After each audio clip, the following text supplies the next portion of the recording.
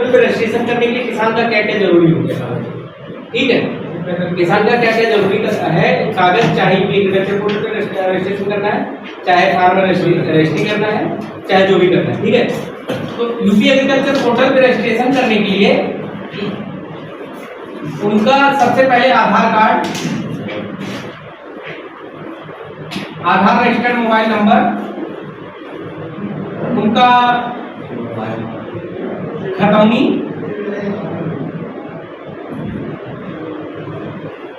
ये 3 कागज मुख्य है। आधार रजिस्टर्ड मोबाइल नंबर है, ओटीपी है, ये 3 चीज मुख्य है एग्रीकल्चर पोर्टल पे रजिस्ट्रेशन करने के लिए ना।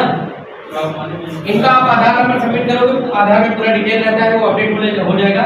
मोबाइल नंबर ओटीपी है, ओटीपी आप सबमिट करोगे पूरा खुल के आ जाएगा, फिर खतौनी आप अपलोड करना पड़ता है पूरा वीडियो। इनका यूपी एग्रीकल्चर पे रजिस्ट्रेशन होगा, वो पहले जाएगा ब्लॉक स्तर पे, वहां से वेरीफाई होगा, तहसील स्तर पे जाएगा, वहां से वेरीफाई होगा, फिर डिस्ट्रिक्ट स्तर पे जाएगा, फिर वहां से स्टेट लेवल, फिर सेंट्रल लेवल से वेरीफाई होगा। वेरीफाई होने के बाद इनको एक किसान पंजीकरण संख्या मिल जाएगी, किसान पंजीकरण संख्या।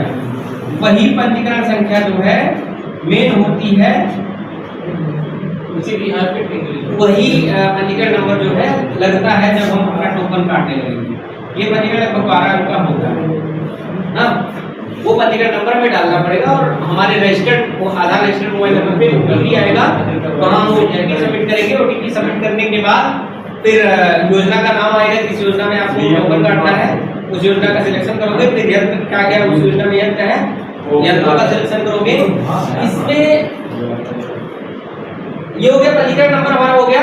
तब हम बीज का अगर हमारा अनुदान लेना है तो उसी पंजीकरण बिहार पे हम अनुदान ले पाएंगे और हमारा उसी पे खतौनी अपलोड हो जाएगी, हमारा एरिया। अब हमें यंत्र का जब अनुदान लेना है तो यंत्र के लिए हमें क्या करना है कि उसी पंजीकरण संख्या पे हम नंबर पंजीकरण नंबर डालेंगे, जहाँ पे यंत्र का ऑप्शन है जो आप देख रहे थे उस पे डालेंगे तो हमारा ओटीपी आएगा। ओटीपी जब सबमिट करेंगे तो योजना का नाम आएगा, योजना का नाम का सिलेक्शन करेंगे तो उस योजना में कौन कौन से यंत्र हैं पूरी लिस्ट आ जाएगी। जिस यंत्र की आपको आवश्यकता है उस यंत्र को आप सिलेक्ट करेंगे।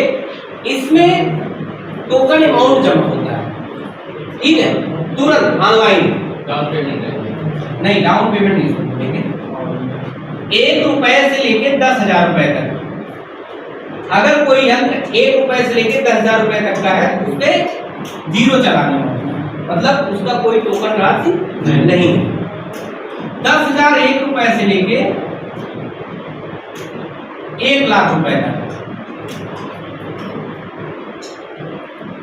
2,500 रुपए चालान राशि होगी, टोकन मनी होगी। ये आपको तुरंत ऑनलाइन आपको जमा करना पड़ेगा। बाद में वापस उसमें मैनेज होता है कि वापस आपको तुरंत ये जमा करना पड़ेगा, अकाउंट से कटेगा। आपके अकाउंट से आप चाहे अपने से करें चाहे किसी के अकाउंट से करें, बारकोड के माध्यम से या यूपीआई के माध्यम से आप इसको काट सकते हैं। और 1 लाख 1 रुपए से लेके इससे अधिक का कोई भी यंत्र है उस पे आपका 5,000 रुपए का चलान है, ठीक है, ये तुरंत कटेगा। अब जैसा सर बता रहे थे कि इनके पास जो लक्ष्य है, जैसे 1 ब्लॉक में 1 लक्ष्य आता है एग्जाम्पल नंबर पे। जैसे आपका मानधाता ब्लॉक है, मानधाता ब्लॉक में आपको सुपर सीडर लेना है। सुपर सीडर का 1 का लक्ष्य है तो आवेदन करने वाले की संख्या 3 हो गई या 5 हो गई, तो इसमें ई लॉटरी होता है। ई लॉटरी का सिस्टम होता है, उसकी पूरी डिस्ट्रिक्ट मॉनिटरिंग कमेटी बैठती है, बनती है, जिसके डीएम साहब हर डिस्ट्रिक्ट लेवल के जो जिलाधिकारी होते हैं वो उस मॉनिटरिंग कमेटी के अध्यक्ष होते हैं, सीडीओ साहब अध्यक्ष होते हैं, बाकी सभी विभागीय अधिकारी, विभागाध्यक्ष जैसे डीडी एग्रीकल्चर, डीओ एग्रीकल्चर, उद्यान अधिकारी, सारे अधिकारी जो है उस कमेटी के सदस्य होते हैं। तो जो ई लॉटरी निकलेगी सभी का रैंडम सिलेक्शन होगा, नाम सभी का पंजीकरण संख्या होगा, रैंडम सिलेक्शन होगा, जिसका नाम आ जाता है उसी को उस यंत्र को दे दिया जाता है, उसी का टोकन कंफर्म ई लॉटरी में। और उसकी पूरी पारदर्शिता रहती है, उसका डेट निर्धारित होता है प्रदेश लेवल पे, उस डेट का विज्ञापन निकलता है कि फला डेट को, अभी लास्ट टाइम 7 और 8 तारीख, इसी 7 और 8 तारीख को ई लॉटरी थी। टोकन अभी पिछले महीने में कटा था, पिछले मंथ में टोकन कटा था। इसी माह में 7 और 8 तारीख को इसका ई लॉटरी था। उसमें जिस किसान ने आवेदन किया था, जिस जिले के या ब्लॉक लेवल पे जिनका हुआ उनका हुआ, तो वो विकास भवन के क्रीड़ा सभागार या कलेक्ट्रेट में या मतलब डीएम साहब के संरक्षण में होता है, उसमें डीएम साहब करते हैं ना। तो ये पूरी पारदर्शिता, इसमें किसी प्रकार का झोल नहीं। पहले क्या होता था यही चीज कि ई लॉटरी नहीं होती थी, पहले आओ पहले पाओ के आधार पर किसी विभाग का लोगो था, मोटो था, पहले आओ पहले पाओ। इस आधार से योजनाओं का सिलेक्शन होता था। उसमें जो पहले आवेदन करता था उसका रैंडम सिलेक्शन हो जाता था ना। तो उसमें अच्छा का हो जाता था ज़्यादा लोगों का ना। तब लक्ष्य निर्धारित बहुत कम ही होते थे, तब लक्ष्य निर्धारित नहीं होते थे। अब जो है लक्ष्य निर्धारित हो गए। अच्छा, ये क्यों किया गया? जो ये चालान जमा हो रहा है, पहले क्या होता था, अगर मान लीजिए 5 का लक्ष्य है, 5 टोकन का पूरे जिले में फ्री है, 50 लोग काट दिए ना। अब मिलना 5 को, ये 50 लोगों ने डाल दिया है और पता चला ए से लेके जेड तक 5 लोग हो गए और इन लोगों को मिल गया। पता चला कि बीच में से बी और सी को लेना ही नहीं, वो बेचने के लिए बीच में बांटो भाई, बी और सी को लेना ही नहीं है। अब वो फंस गया, जिसको जरूरत थी वो ले ही नहीं पाया, उसका टोकन नहीं कंफर्म हुआ, जिसको जरूरत नहीं थी उसका टोकन कंफर्म हो गया। तो विभाग ने ये रखा कि अब हम टोकन मनी रखेंगे, पैसा वही लगाएगा जिसको वास्तव में समझ रहे हो। क्योंकि 2000, 2500, 5000 रुपये किसान के लिए बड़ी बात है, नॉर्मल किसान के लिए। तो अब जो है इसीलिए अब पहले क्या होता था, 10, 20, 50 का आवेदन हो जाता था। अब क्या है, एक ब्लॉक पे अगर 2 का लक्ष्य है तो अधिकतम 5-7 आवेदन होता है, इससे ज्यादा नहीं होता ना।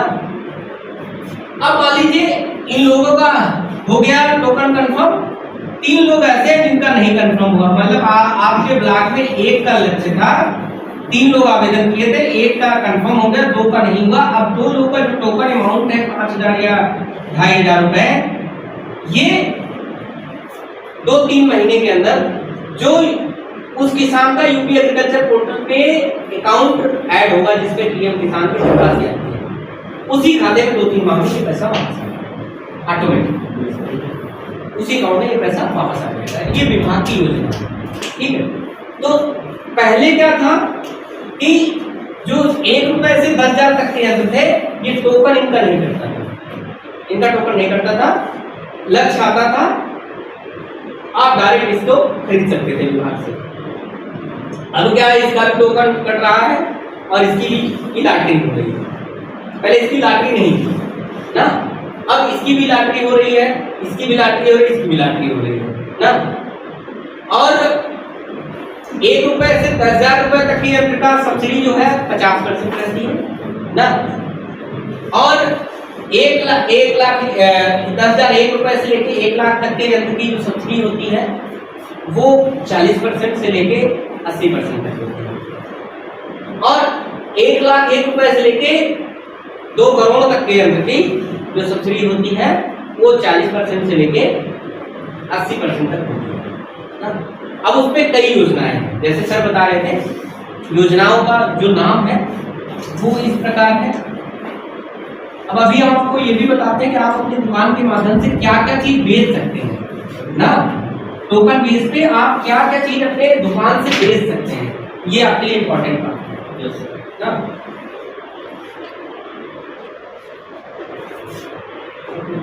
टोकन में लपेटा पाइप बिकती है, लपेटा पाइप या बराहा पाइप,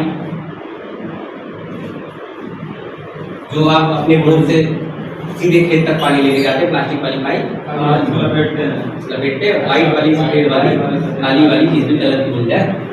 लपेट पाइप ये भी आती है टोकन बेस पे, किसानों को अनुदान मिलती है। तो ये आप अपने दुकान पे रख सकते हैं। इस पे आप अगर ये मान लीजिए आपको 500 रुपए में मिली एक बंडल, आप 700 रुपए में किसान को बेच रहा है, 200 रुपए आपकी बात हो गई। और आपके यहाँ से जो किसान लेके जा रहा है, अगर उसको 50% सब्सिडी मिल रहा है, टोकन कट गया, तो उस किसान को कितने में पड़ा? 300 रुपए में। 300 रुपए किसान का फायदा हुआ कि नहीं हुआ? वही वो प्राइवेट दुकान में जाएगा वो पाएगा ना। तो आपके यहाँ किसान नंबर ऑफ फार्मर, अगर 2-4 किसान को आपने ये फायदा दे दिया तो नंबर ऑफ फार्मर आपके बढ़ते चले जाएंगे। मैं आपकी दुकान की बात कर रहा हूँ।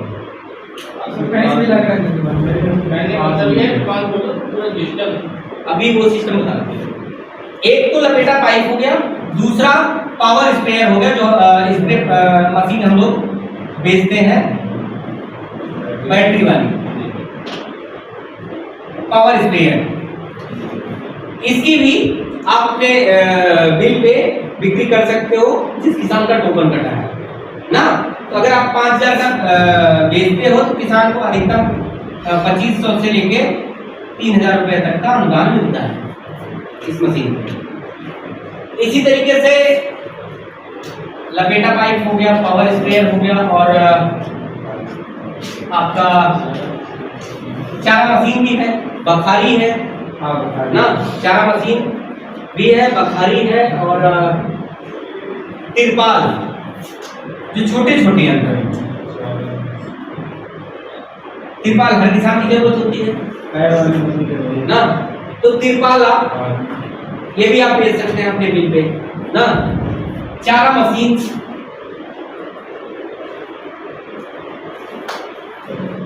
चारा मशीन इलेक्ट्रिक चालित भी आप बेच सकते हैं, मोटर चालित भी आप बेच सकते हैं, हाथ चालित भी आप बेच सकते हैं सर। बागवानी की मशीन आती है तो आपका ये हो गया ना। और आप छोटे छोटे और यंत्र जैसे पंप सेट, पंपिंग बोलते हैं, पंपिंग सेट आप बेच सकते हैं। बस आपको ये करना है कि जिस कंपनी, जैसे आप मान लो एग्जाम्पल के तौर पे तिरपाल, लपेटा पाइप आप बीके पाइप वाले का बेच रहे हो, कानपुर की कंपनी है, अच्छी, इनकी क्वालिटी अच्छी है, बीके पाइप का आप बेच रहे हो, तो इनके आपके पास इनका अथॉरिटी लेटर आपके पास होगा। ये आपके जीएसटी पे बिल करें और आप अपने जीएसटी से अपने किसान को बिल करें ना। उनकी एक बिल आपने पता चला कि आपने 20 फाइल उनसे खरीदा है, इस 20 फाइल की आपके पास बिल होनी चाहिए उनकी, जो आपके फर्म के नाम बिल काटे हैं स्टॉक में आपके वो दिखे। वही चीज लपेटा पाइप पे लागू होती, वही तिरपाल पे लागू होती, वही पावर स्प्रेयर पे बिल आपके पास ना, बिल आपके पास मेन होना चाहिए। ठीक है, आप ये भी बेच सकते हैं, ये भी बेच सकते हैं ना। और ये सब बेचने के लिए आपको अपने जीएसटी में ये चढ़ाना पड़ेगा कि यंत्रीकरण योजना का लाभ किसानों को देंगे या यंत्रीकरण करेंगे, चाहे वो यंत्र इलेक्ट्रिक चालित हो, चाहे हाथ चलित हो, चाहे जैसा भी यंत्र हो। ठीक है, अगर आप अपने जीएसटी में मेंशन करते हैं तो आपको इसका लाभ मिलेगा। ठीक, कोई पीछे से फोटो ले लो, पीछे वाले ले लो। तो इस योजना का हम लाभ आसानी से ले सकते हैं अगर हमारे जीएसटी में सारी चीजें मेंशन है ना। और इसका रिकॉर्ड हमारे पास होना चाहिए जब तक वो मटेरियल हमारे पास बिक्री ना हो जाए ना।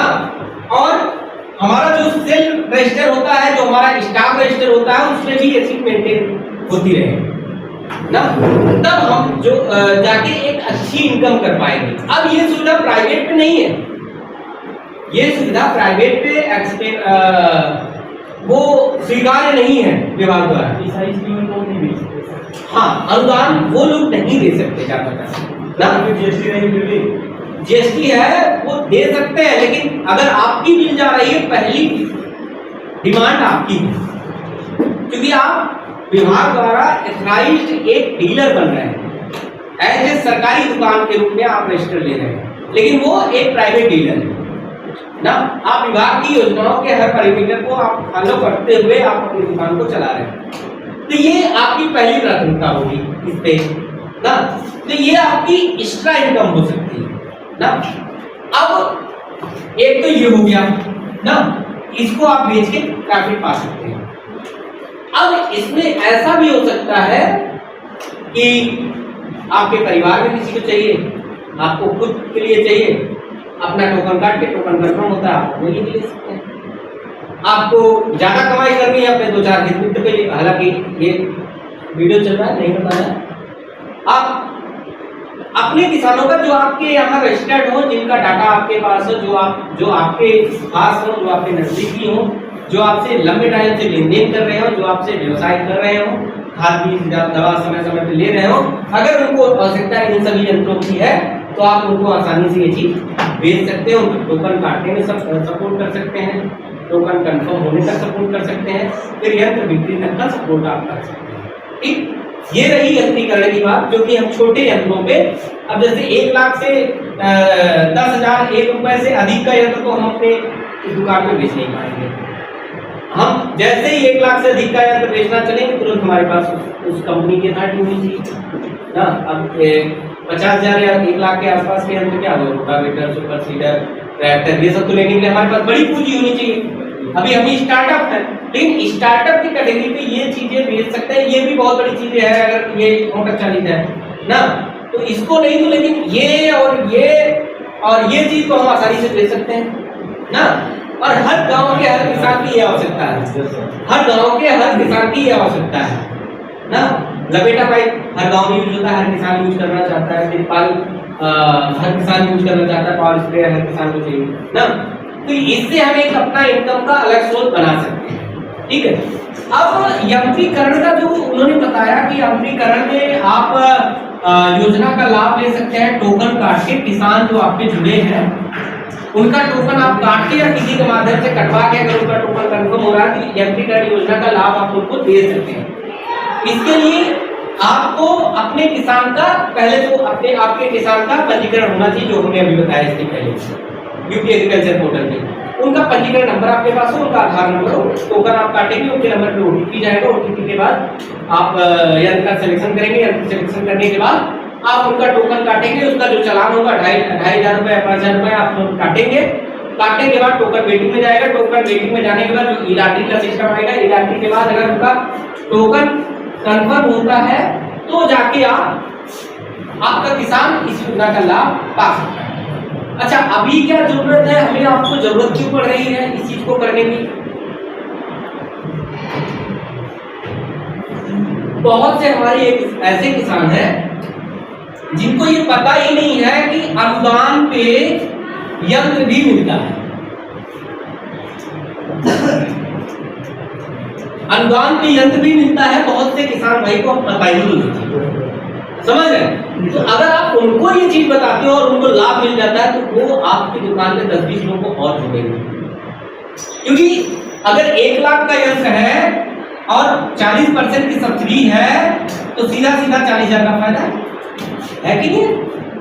और जिस किसान को आप मोटा मोटी 40,000 का फायदा आप दिला दोगे वो तो आपका मोहित हो जाएगा ना। और ये किसी के हाथ में नहीं जाना है, ये डीबीटी बेस होना है, डायरेक्ट बैलेंस ट्रांसफर, मतलब गवर्नमेंट के खाते से ट्रेजरी से डायरेक्ट किसान के खाते में ये पैसा ट्रांसफर होगा। तो बीच का कोई बिचौलिया नहीं है कि विभाग के किसी अधिकारी के खाते में जाएगा फिर वो अधिकारी किसान को बुलाएगा कैश देगा, ऐसा कुछ नहीं, सीधे किसान के खाते में पैसा जाना है। किसान खुश होगा कि नहीं खुश होगा आपसे, तो और भी किसानों को आपसे जोड़ने का प्रयास करेगा। अब जो इन्होंने बताया कि आप जब अनुदान काटेंगे आपके जो किसान है 40% 80% का लाभ ले सकते हैं यंत्र का, उसमें हेलो हेलो हाँ पता नहीं क्लास में हो क्या हुआ?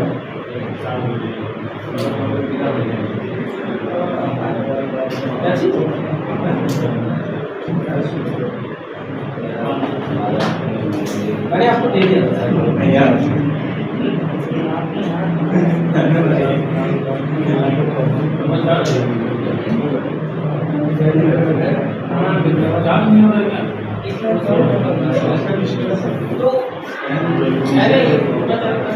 गया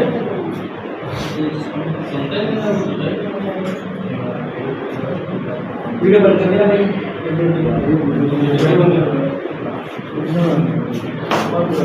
काट देना बस।